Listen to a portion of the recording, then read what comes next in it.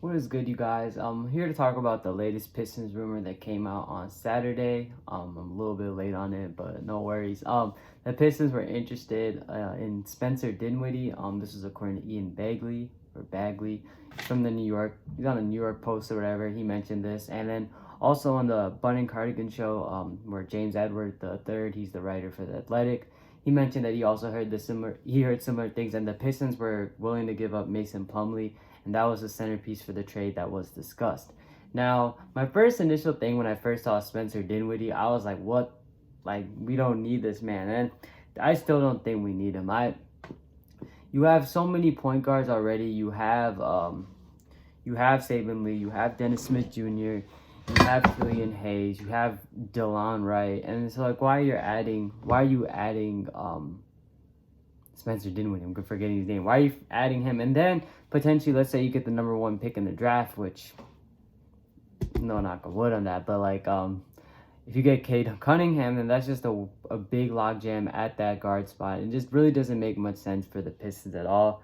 Now, I was trying to understand it and hear an argument why they would want him. James Edwards mentioned that maybe the Pistons are interested in contending, like this is part of their contending plan. They want to bring these pieces. And Spencer Dinwiddie's a great player and all, and he's definitely like an upgrade over Mason Plumlee in terms of talent, but it doesn't make sense. Like, so what? Then Isaiah Stewart's gonna be the starting center, which I guess is good, and then you got Jahlil Okafor backing him up, but it's weird. So the Brooklyn Nets want rim protection, yet they're gonna go for Mason Plumlee, who is a center, but he's not a rim protector. And the Pistons want young guys. I would hope they want young flyer guys, or maybe shooting guard. They're a little bit deficient. Maybe, I mean, they can afford it at all positions, but point guard I feel like is the one position where it's like you really don't need it. You don't need to make this trade. Like, it's an awkward fit, and only if you had Dinwiddie committed for a deal outside of his contract. So keep in mind, Dinwiddie's actually injured right now. He wouldn't come back for the season most likely. I think he tore his other ACL. Don't quote me on that. And he has a player option.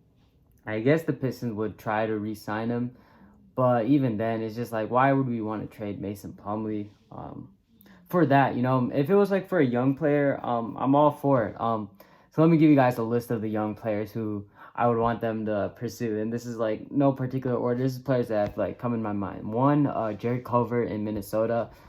He's from Texas Tech. I think he's just buried in the rotation and could be a solid player.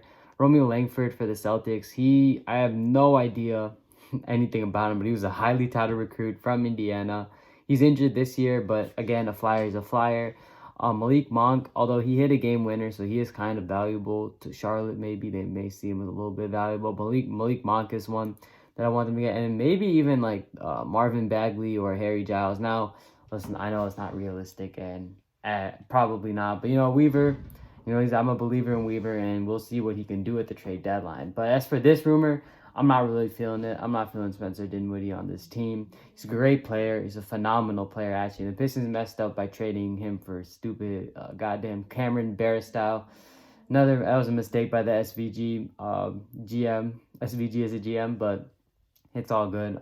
If the trade does go down, all I'll say is just interesting. I don't want to make it good or bad, but it is interesting because he is a nice player, but the fit is kind of awkward. But yeah, guys, that wraps up this one. Wanted to keep it short. Wanted to just give you my thoughts on that trade. In the other news, the Pistons game against the Raptors was postponed to tomorrow.